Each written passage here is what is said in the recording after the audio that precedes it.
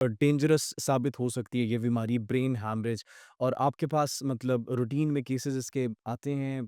कितने किस नौइयत के आते हैं केसेस? बहुत ज़्यादा केसेज़ आते हैं, बल्कि आप यूँ कह लें कि बेतहाशा केसेज़ आजकल आ रहे हैं ब्रेन हैमरेज के। ख़ास तौर पे ये सर्दियों में ज़्यादा आते हैं। अर्ली मॉर्निंग ब्रेन हैमरेजेस बहुत ज़्यादा होती हैं और डेफ़िनिटली ये डेंजरस है। डिपेंड करता है कि ब्लीड कितनी है।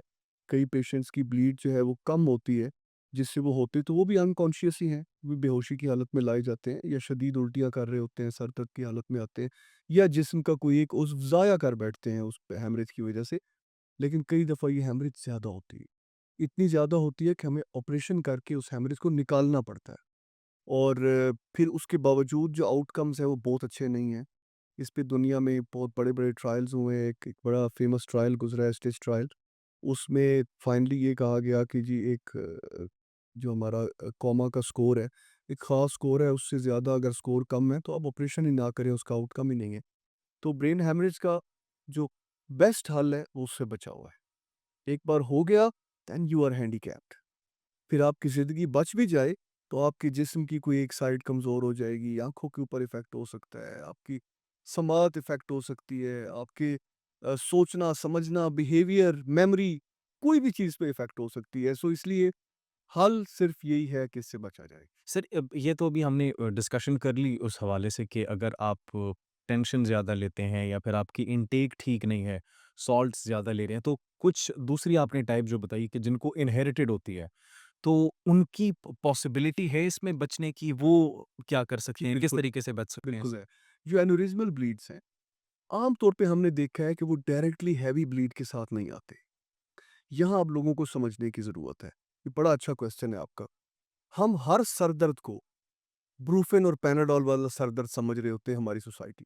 ऐसे ही है। जिसको सर दर्द हुआ, घर में कहा यार 2 ब्रूफेन की टेबलेट्स दो मुझे सर दर्द हो रहा नेशनल मेडिसिन अगर है। इसे नेशनल कहें ना, मेडिसिन भाई। ये हर बुखार हो, सर दर्द हो, पैनाडोल आप बोले। यकीन करें कि ये जो एन्युरिज्मल ब्लीड है जिससे मोस्टली लोग दुनिया से चले जाते हैं, ये कई बार आपको अलार्म करती है। इससे डेथ, कई yes, yes, yes. Instant death. Instant death 30-40% तो मौके पे डेथ हो जाती है 30%। 70% हमारे पास पहुँचते हैं, उनमें से फिर 30% नहीं बच पाते। आखिरी 60% जो है उसमें से 10 से 12% नॉर्मल लाइफ की तरफ जाते हैं, बाकी सारे हैंडीकैप्ड होते हैं। मैं ये कह रहा था कि ये आपको अलार्म करती है। कैसे? हमारी बुक्स में लिखा हुआ है। वो लफ्ज़ है, वो जुमला है वर्स्ट हेडेक ऑफ लाइफ। अगर कभी आप ऐसा सर दर्द एक्सपीरियंस करें, जो आप ये कह सकें कि ऐसा शिद्दत का सर दर्द मुझे ज़िंदगी में कभी नहीं हुआ, तो that is aneurysmal bleed unless opposite is proved या अनलेस अदरवाइज़ प्रूव्ड। क्या जैसे ऐसा दर्द हो जो आप कहें कि आज से पहले मुझे ऐसा दर्द कभी नहीं नहीं हुआ, हुआ कभी भी। Immediately go to hospital emergency और वो भी किसी टर्शियरी केयर हॉस्पिटल जहाँ पे न्यूरो की फैसिलिटी मौजूद हो। आपको फ़ौरी एडमिट होना चाहिए उस दर्द के साथ, आपका सीटी स्कैन होना चाहिए क्योंकि एन्युरिज्म फटने से पहले हल्का-सा लीक करता है। सर इस दर्द में लोग तो पेन किलर भी लगा रहे होते हैं, डिक्लोरान इंजेक्शन, और वो तो ये उसका इफ़ेक्ट होता है, साइड इफ़ेक्ट? That's bad. अगर तो आप हेडेक में इंजेक्शंस लगवाना तो इसका मतलब है कि जिस वजह से दर्द हो रहा है आपने उस चीज़ को मास्क कर दिया।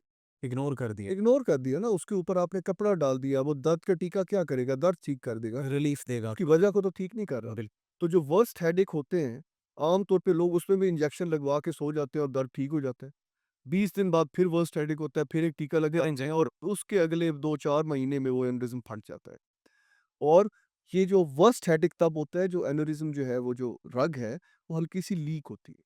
उसमें से चंद माइक्रो ड्रॉप्स निकलते हैं और आपको ऐसा दर्द देते हैं कि वो वर्स्ट हेडेक ऑफ लाइफ होता है। अगर उसी टाइम वो पकड़ा जाए, उसी रात उस बीमारी का पता चल जाए, इससे पहले कि वो रग फटे, उसको ऑपरेट करके क्लिप कर दिया जाए, तो हमेशा के लिए आप उस वो टाइम बॉम्ब आपके दिमाग से डिफ्यूज़ हो जाएगा। डिफ्यूज़ हो जाएगा। वरना वो पड़ा रहेगा और आप चलते रहेंगे and finally you will end up in hemorrhage. अल्लाह सो अकबर! हेडेक्स को हमेशा सीरियस लेना चाहिए।